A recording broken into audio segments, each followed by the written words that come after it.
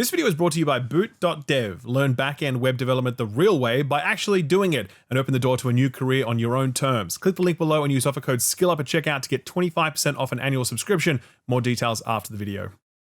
Gamers, what's crack-a-lackin'? Great to see you. Thanks for joining. It's been a fairly relaxed week for us over here coming out of the Easter long weekend. I'm currently reviewing something, but I can't talk about it just yet because it is under embargo. But I did just upload my Forza Horizon 6 impressions, and surprise, surprise, it's really pretty and it's really good, and I expect we're all gonna love it. Even if the voice acting and storytelling still feels like voice-to-text Mad Libs. Outside of that, I do want to shout out one thing that we're all particularly proud of. Last week, the Australian IT Journalism Awards were held in Sydney, and our site this week in Videogames was nominated in a number of categories. To be honest, we weren't expecting much in the sense that we were going up against big entities like our national broadcaster, the ABC, as well as The Guardian and a bunch of others, but also a number of smaller but really well-established independent publications who do fantastic work. We were just happy to be nominated at all, so you can imagine our surprise when the site took home not one, but 2 awards. The first was for Best Gaming Coverage, which was a real thrill, given that gaming is all we cover, so it's nice to know we're doing a decent job of it. The second win was an even bigger surprise for us though, Best Independent Media, and that's a category that encompasses a huge swathe of outlets covering everything from science to tech to gaming and beyond. It was a real honor since we really admire many of the other publications in this category,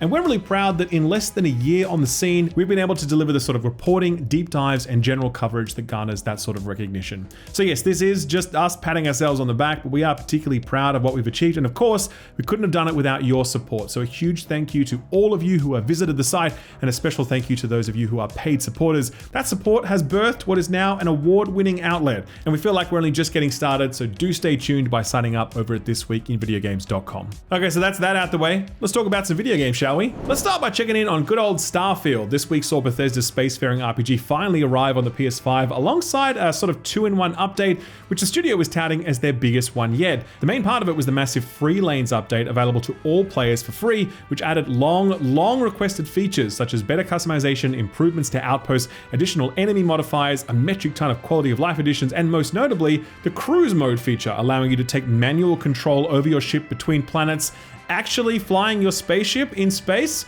What a concept. Then coinciding with that was the Terran Armada DLC, which is free if you own the premium edition of the game, otherwise it'll run you $10 US, and that adds a new questline, new gear, 3 new companions, and incursion events, which are essentially just randomly spawning space battles ranging from small scale to large scale, which disable fast travel and require the use of the new cruise mode to clean up. While players are still working through all of this stuff as the update dropped just a few days ago, overall sentiment seems to be that while its additions are certainly welcome for existing fans, it doesn't solve many of the core problems that are holding Starfield back. Push Square, for example, gave it a 7 out of 10 and said, quote, "All these tweaks and add-ons make Starfield its most definitive and comprehensive yet. However, still lacking the connective tissue of Bethesda's past open world games, Free Lanes can only do so much to mitigate some of the game's primary design issues. There's still little reason to do anything other than fast track to the objective and get on with the next one. True exploration remains practically non-existent," end quote. Reviews from the punters aren't much kinder. In fact, they're even more harsh, generally speaking. The DLC currently sits at a mixed user rating on Steam, with fans leveling a bunch of criticisms, like the fact that the cruise mode apparently doesn't solve the problem of multiple loading screens when entering a planet, and that the new Terran Armada questline is both narratively underwhelming and short-lived, taking just a couple of hours to complete at most. Steam user G the Glamorous had this to say, quote, "It does add a new interesting outpost and a few fun side quests, but the incursion mechanic only triggers at level 50, which only benefits high-level players or New Game Plus playthroughs, rendering it useless for new players. Overall, a very disappointing DLC from Bethesda, doesn't offer anything worthwhile to Starfield, both in terms of gameplay and lore, and you can even find better content in the paid creations," end quote. Most of the other reviews offer similar commentary, but with much harsher language, giving Steam's auto-censoring tool a real workout. The DLC has already been on a bit of a journey in terms of hype. I remember seeing whispers from content creators a while back hinting that this was like Starfield 2.0, and this would be Starfield's Phantom Liberty moment or something, and that chatter got so intense that Todd himself had to come out and rein in expectations,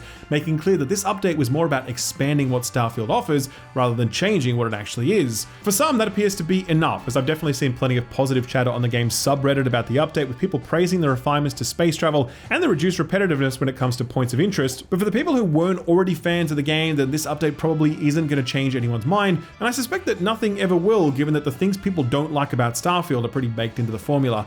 At the very least, Starfield will no doubt be a big input into the design of Elder Scrolls 6, since Bethesda got a lot of feedback on what people do and don't like about the Bethesda formula, since Starfield walked away from so much of it. I guess that is the silver lining for those patient enough to wait, but for those who are hoping that Starfield might suddenly ascend to join the pantheon of Bethesda's greatest hits, that ain't happening anytime soon. Another release that should have been met with more praise than it got was Pokémon Champions. This is the free-to-play Pokémon game available on mobile, Switch, and Switch 2, centered entirely around PvP battles using Pokémon you've collected from other Pokémon games, including Pokémon Go. So it's kind of an easy home run for Pokémon fans, right? Well, not quite it seems, as the game's only been out for a couple of days now, and already its players are posting all over social media with their complaints. The main one is the game's poor performance. While Pokémon Champions was built with mobile in mind and features no open world or anything like that, just small stadium spaces, the game runs at just 30 FPS on both the original Switch and the Switch 2, and it's not even a consistent 30 FPS, mind you, as many have reported that frame pacing issues and stuttering make the game feel genuinely awful to play. Kind of baffling considering the most recent mainline Pokémon games like Scarlet and Violet and ZA both run at 60 FPS on the Switch 2, despite having a fair bit more going on. And yeah, performance is still an issue there, but the point still stands. Frame rate isn't the only problem. Players have also complained about the game's resolution being terrible as well, with reports of blurry models and textures, many saying the game looks like it's running at 720p. And look, that is disappointing, but I really think we need to cut the Pokemon company some slack. Game dev costs money, and that shit doesn't grow on trees.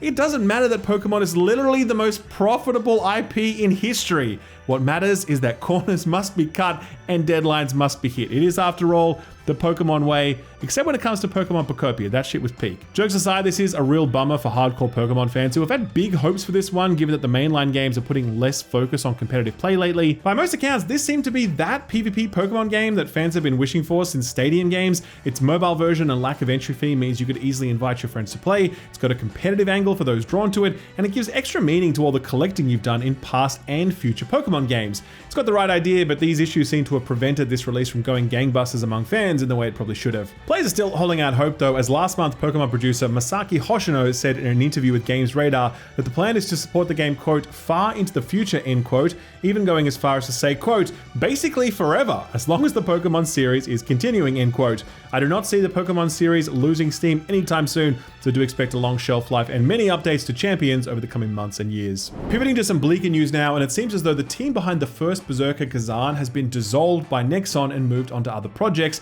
after the game failed to meet sales expectations. This was spotted by Korean outlet YNA, who reported that the game's developers, Neepal, has, quote, reassigned a large number of its production staff for the AAA action-adventure game The First Berserker Kazan, which was ambitiously unveiled last March due to poor performance, end quote. The report includes a roughly translated statement attributed to Nexon that reads, quote, as the roadmap for the large-scale Kazan project enters its completion phase, we've decided to separate the organization responsible for completing the remaining missions from the personnel assigned to other projects that require a concentration of human resources. We plan to actively support the personnel with the expertise who led the completion of a global AAA title through the Kazan project, so they can be assigned to projects where they can utilize their respective experience and capabilities, end quote. This does somewhat align with what was said at Nexon's capital markets briefing in Tokyo of last week. While outlining the company's future plans, newly appointed executive chairman and CEO of Embark, Patrick Soderlund, announced that a company-wide reset would be happening. He said the executive leadership team has, quote, been through the entire portfolio of both live games and new projects to determine which can meet or outperform our new floor for contribution margins.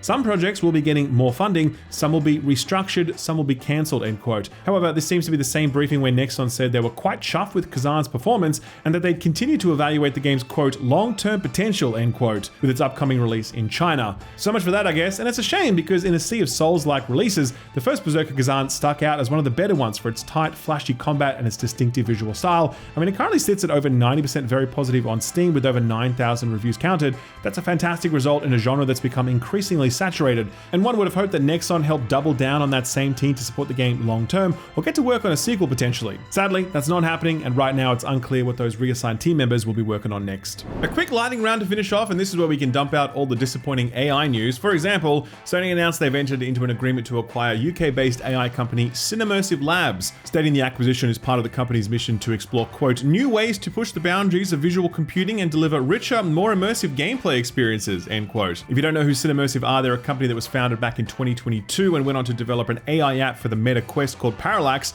that can transform, quote, a single photo shot into a volumetric 3D immersive experience, end quote. Yay, sounds very valuable. Sony go on to say in their post that once the acquisition is complete, Cinemmersive will join their visual computing group where they'll be experimenting with machine learning to improve gameplay visuals and rendering techniques to, quote, unlock new levels of visual fidelity for players, end quote. Are Sony following in Nvidia footsteps, looking to yassify Kratos? God, I hope so. That'd be so funny. AI acquisitions are happening the other way around too. Free-to-play RTS Stormgate is being taken offline as a result of their server partner being purchased by an AI company. As spotted by PC Gamer, the announcement was made via Stormgate's Discord, which reads, quote, "Our game server orchestration partner Hathora has been purchased by an AI company, and they're winding down their servers at the end of April. This will create a planned outage for Stormgate's multiplayer modes," end quote. The company in question being Fireworks AI, according to Hathora's announcement post last month regarding the acquisition. Frost Giant said in their statement, quote, "Stormgate will be patched so that it can be played offline, but online modes will not be available at that point.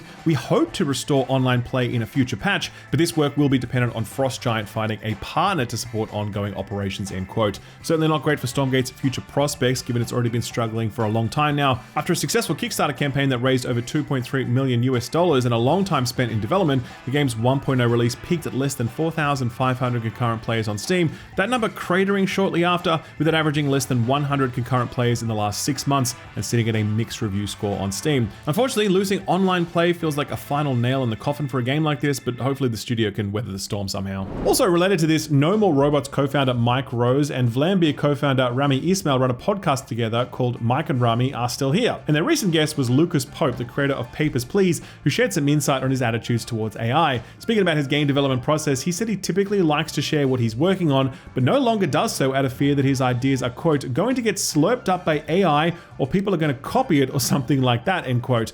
And yeah, honestly, I think those concerns are pretty warranted. The moment you post a picture on the internet of your work in progress project, particularly with an art style as distinctive as Pope's, there's the very real possibility that someone just grabs that image, feeds it into some generative AI tool alongside a prompt, and now they've got a remix version of whatever it was that you were making. And that obviously sucks, because as long as that threat is present, developers like Pope are robbed of the satisfaction and publicity that comes from sharing their progress, and budding developers robbed of potential learning material or inspiration. In the world of AI, there doesn't seem to be any way around this, so you can certainly understand Lucas Pope's approach. You might remember a week or two ago we touched on the closure of Dark Outlaw Games, the studio helmed by former Call of Duty Black Ops developer Jason Blundell. Well, he's back on his feet already, it seems, as during a live stream on March 31st with content creator and former Dark Outlaw colleague JC Farmer, he revealed his new studio, Magic Fractal. There's been no comment on what type of game the studio would be making, nor the studio's funding or team size, though the two did make it clear that crowdfunding was not an option they were looking to pursue. Farmer did say, however, that the response from fans since Dark Outlaw's closure has been a real motivator. Quote, "It's living proof that there's a community out there, and it's living proof that we should not give up.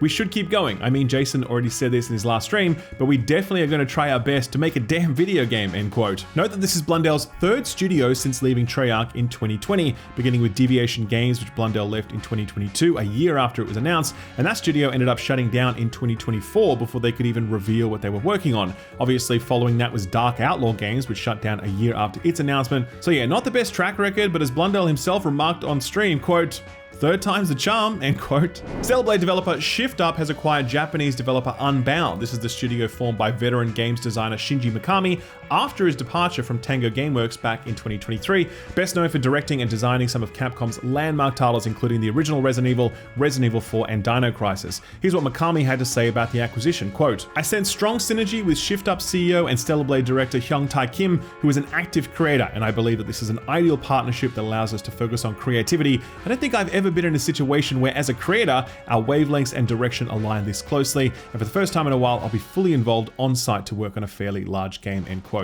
If you thought we were done talking about Mind's Eye, then think again. Builder Rocket Boy co-CEO Mark Gerhard recently took an interview with GamesBeat following their split from publisher IO Interactive, which we covered last week. Reflecting on the current state of things, he says he plans to lower the price of the game now that they have no publisher cut and will operate as a smaller studio of around 100 people rather than the 800 people employed at its peak. He goes on to say, quote, "We know we had, without a doubt, the worst launch in history, and obviously there's many reasons for that, but we are planning to relaunch our game now that the interference has stopped.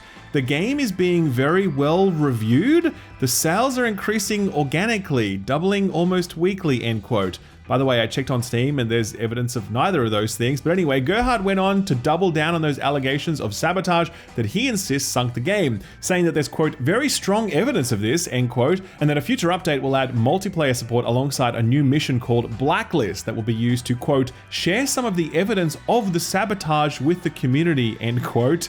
Absolutely incredible stuff.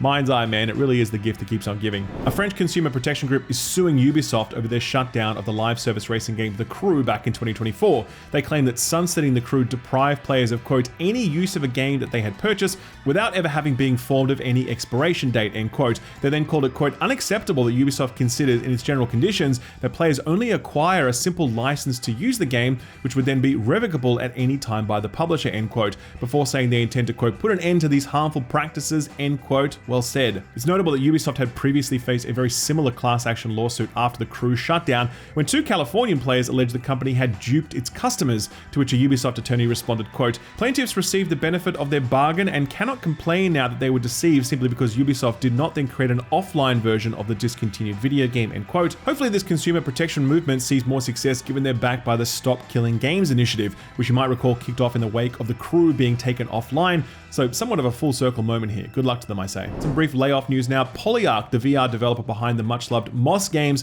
has recently laid off 30 staff. Taking to LinkedIn with the news, the studio cited the reason as, quote, an unsuccessful team-wide effort to secure funding following the cancellation of a major project, end quote. They then concluded their post with a bittersweet farewell, saying, quote, we want to thank everyone impacted. Your work, creativity, and care mattered. We make wonderful games together, and we would not have made it this far without you. Your contributions will continue to shape our culture and the games we make, end quote. A sign of the time, sadly, as this follows the mass layoffs at Meta's Reality Labs and other key VR studios, including Arkham Shadow developer Camouflage at the end of last year. The VR gaming landscape really is in quite dire straits right now, and unfortunately, I think we'll be seeing many more VR studios following suit. Finally, here's a bit of an odd story to close out the news block. PlayStation has announced a new initiative called the Player Base, which will see the likenesses of PlayStation's biggest fans scanned and used in first-party titles. According to PlayStation's blog, the first game to make use of this feature will apparently be Gran Turismo 7, and here's how the process works. To apply to be part of this, you need to have a PlayStation ID, register online, and answer, quote, a few questions about your experiences on PlayStation, end quote.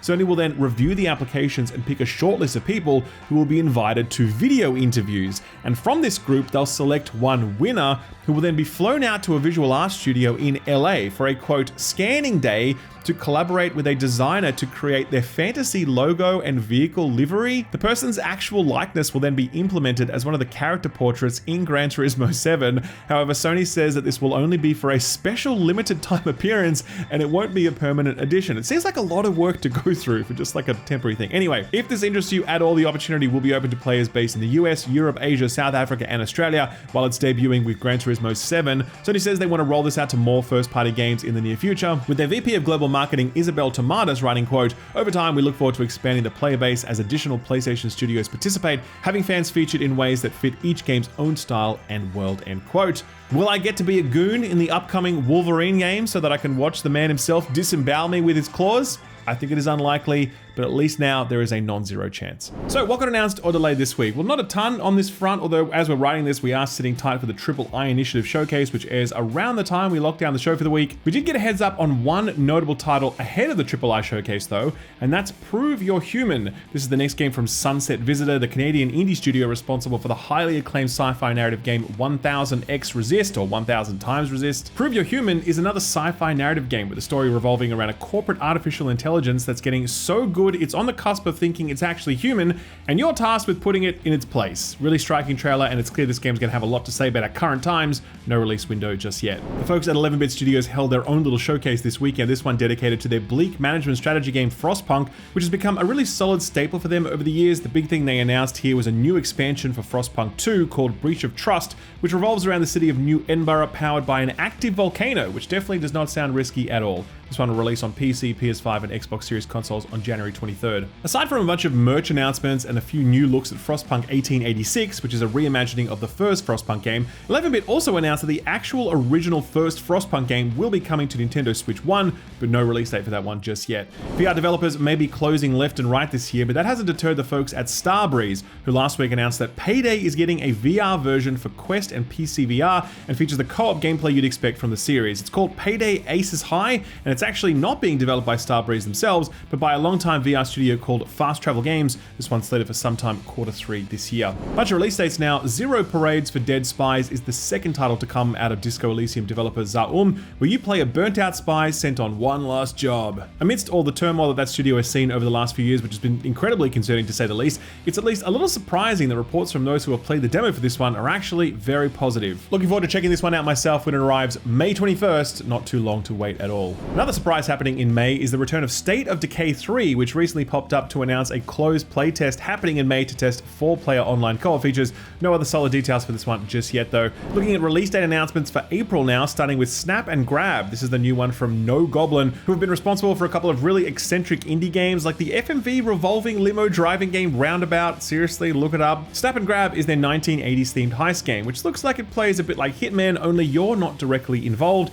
Your main role is to take photographs of targets, threats, and other stuff in order to cobble together a game plan for your crew. And just like the Hitman reboot originally did, Snap and Grab is taking a chance by releasing this game episodically, with the first map coming out on April 24th and the rest of the 5 episodes dropping throughout the year. And finally, Generation Exile is a cool little colony sim and city builder that we've had our eye on for a while now. The team behind this one includes the designer of Mark of the Ninja and the co-creator of Gone Home, as well as a soundtrack from the composer that scored FTL and Into the Breach. This one's been in early access for about 6 months now, but it hasn't had a ton of attention on it, but that might change when it releases into 1.0 on April 17th. Alright, so what came out last week? Well, Racoin from Balatro publisher PlayStack was the big new roguelike that released last week, based around those coin-pushing machines you find in arcades, and its highly engineered loop seems to have been quite the hit, as they announced it sold 100,000 copies in the space of just 24 hours. Critically, the Steam reviews are very positive with this one, 86% of the 1,200 reviews recommending it at the time of writing, a lot of attention given to the inherent satisfaction of the machine. Here's Steam user Geek Squeak, who put 9 hours into it, saying, quote, "This game is basically Balatro's chaotic cousin, except instead of poker hands and cards,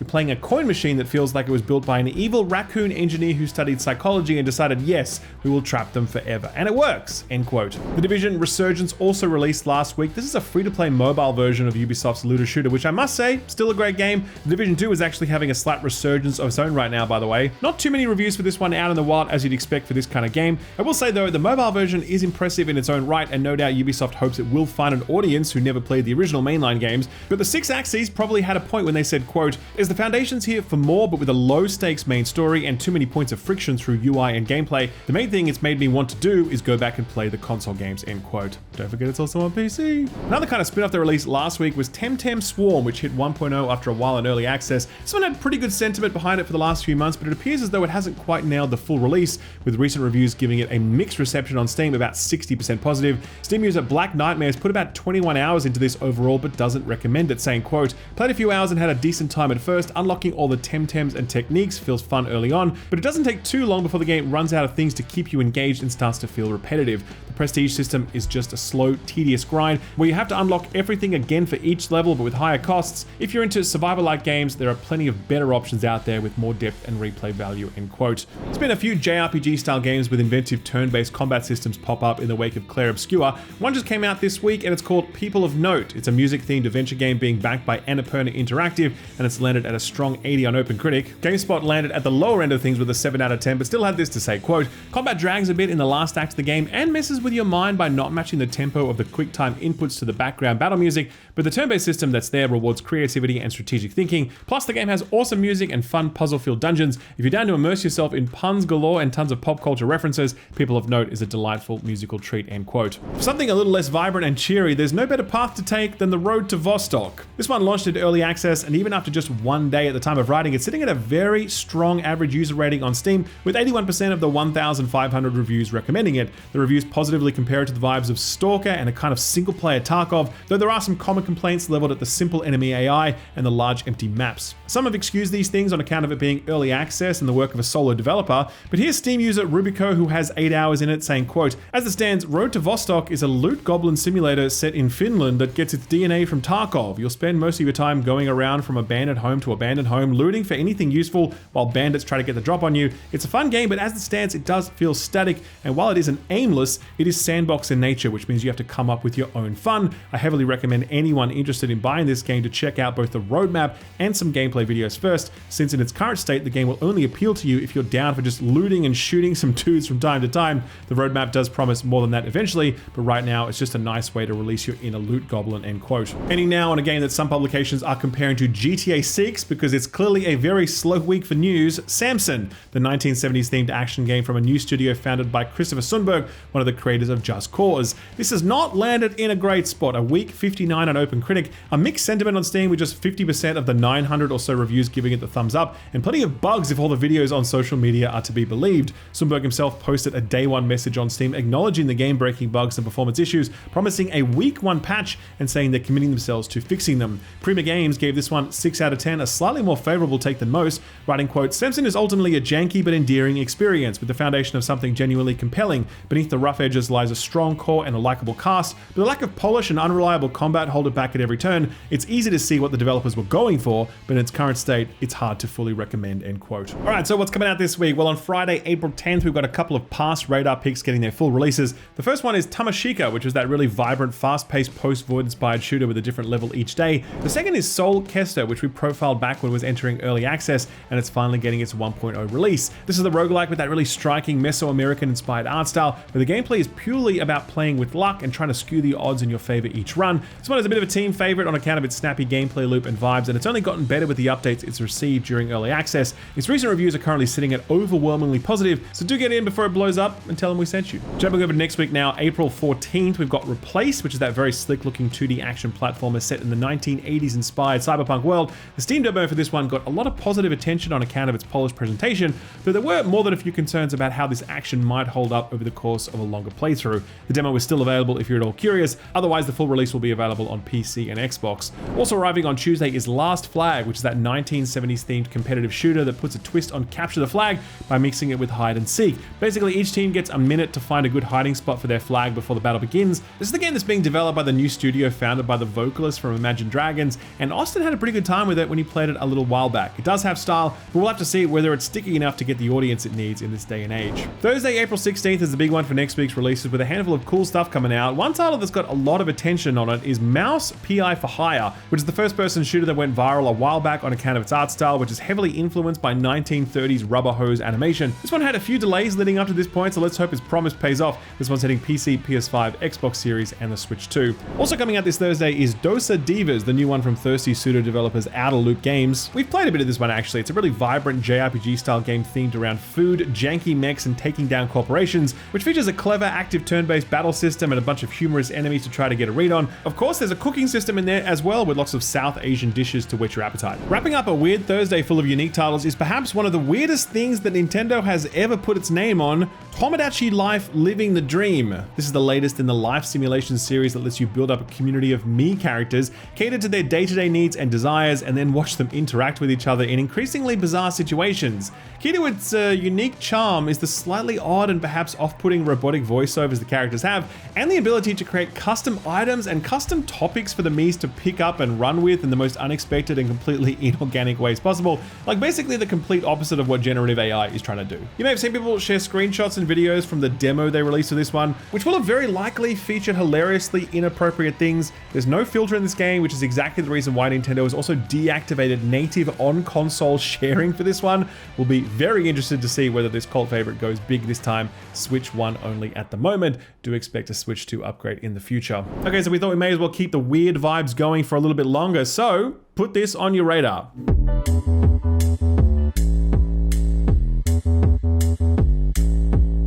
This thing is called Moves of the Diamond Hand, and it's an exceptionally bizarre first-person RPG that takes place in a surreal city full of, well, lots of stuff. You can see the footage. The best way to describe it broadly is to imagine the gameplay of Disco Elysium with its heavy reliance on dice rolls and esoteric character stats, but pushed to an even further extreme. Here, all of your stats are represented as dice whose numbers are upgraded incrementally as you experience the world. And you'll have to roll those dice frequently and for virtually every small decision, like a proper tabletop RPG run by the most meticulous DM you've ever met. The result is an incredibly focused and intricate RPG full of odd vibes, eccentric characters, and weird situations where it feels like the options, encounters, and consequences you can run into are numerous and also surprising, given how extremely unconventional and strange this world is. This comes from a solo developer by the name of Cosmo D, a musician turned game developer who's made these kinds of RPGs for a while, and they've gained somewhat of a cult following with them. But Moves of the Diamond Hand has definitely been pitched as their deepest so far. This one's hitting Steam Early Access on April 13th, with sequential chapters released over the course of the early access period, and the first chapter of the game is also available as the free demo if you need a better idea of how this thing actually works and want to experience the vibes firsthand. If you're at all curious about this, we have left a link to it over on our Steam curator page, which also has links to all of the other put this on your radar stuff we've recently covered. I'll leave a link to all of that below the like button. Our feel good story of the week is one of my favorite categories. Sean Murray giving us more free stuff. That's not a new headline, of course. Since No Man's Sky's diabolical launch, the game has had over 35 major updates, adding everything from shipbuilding to space stations, and all that stuff makes sense because, you know, space and stuff. It all just kind of fits. But this latest update, let's just say that I hope Hello Games has some good Nintendo-proof lawyers. Roll it, Austin. Introducing No Man's Sky, Xeno Arena. Find, train, and battle your pets for the ultimate rewards. No, this is not an April Fool's joke, although it absolutely looks and kind of sounds like it. This is a real thing that Sean and his buddies have actually added to No Man's Sky, a creature collecting minigame that allows you to capture and collect different creatures from across the galaxy and then battle them on what looks like the hollow chessboard from Star Wars. Writing in a blog post, Hello Games remarked that they had built a game full of different alien creatures with different abilities, then their imaginations took the wheel. Quote, "We started with this thought that you can discover them and name them, but what if all that variety had a gameplay purpose?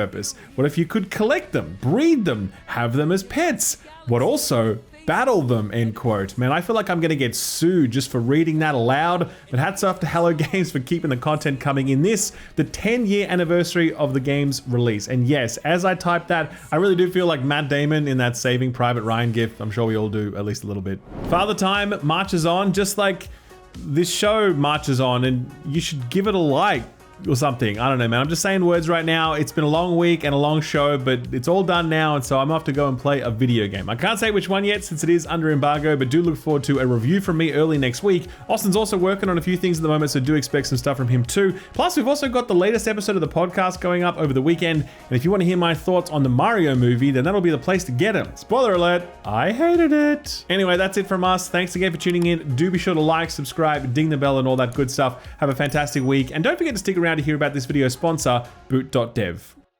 Right now, there's a lot of anxiety about AI and what it'll do to the job market, with people saying that AI will replace people, particularly in technical fields like software engineering. Well, here's an interesting headline from just last month. Software engineering job openings are rapidly rising at the moment, not declining. And the reason for that is that as much as AI can do, it can't be trusted. It needs to be verified by software developers who actually know how to do a thing properly. And that brings us to this video sponsor, Boot.dev, the best online learning platform for people who want to learn back-end web development the real way. Boot.dev's philosophy is a simple one. In an era of AI-assisted vibe coding, the fundamentals matter more than ever, while fewer and fewer people are actually taking the time to learn them. That puts those truly skilled web developers in a powerful position, since they're the ones that companies are going to seek out when they need someone who can actually get the job done properly. And companies will pay for that, and that's one of the most compelling reasons to check out Boot.dev. It's a platform that teaches you the skills you need to start a new career, one that pays well, one that often lets you work from home, and one that lets you choose where you work, since there are so many companies who need skilled web developers. Boot.dev has dozens of courses teaching you how to work in Python, SQL, Go, and more, and all the learning content is free to read and watch, so you can sign up right now and start looking at it for free, no strings attached. If you ever feel stuck in your studies, Boot.dev has added the Training Grounds, an area to grind out course-related challenges for as long as you need to help you feel as confident as possible in your learning before moving on to the next phase. The Training Grounds add to Boot.dev's gamified approach to learning that gives you challenges, awards, XP, and even has leaderboards so you can track your progress and compete with other students. How many students, you ask? Over 820,000, and you can read reviews from many of them on the Boot.dev website. In fact, I really do recommend doing a quick Google search for reviews of Boot.dev, particularly Reddit threads of people who have used the product extensively. You're going to see a lot of positive sentiment from people who have both no coding experience whatsoever and extensive coding experience. And the fact that this platform can impress both of those categories of people is quite an achievement. If you're all curious, then jump in. As I said, all of the learning content on Boot.dev is free to view, and in fact, each of the modules has a free demo for the paid interactive learning elements so you can try before you buy. True learning is all about doing though, and so signing up for a subscription gives you access to the interactive tools and exercises, and Boot.dev are offering a special discount to viewers of this channel. Just click the link below and use offer code SKILLUP at checkout to get 25% off an annual plan. That's a huge discount and only available for a limited time. Plus there's also a 30-day satisfaction guarantee, so if you aren't happy for any reason, you can just get your money back. Click below in either the description or the pinned comment and use offer code SKILLUP for that 25% off an annual plan. Thanks to Boot.dev for sponsoring the video, and thank you for watching it.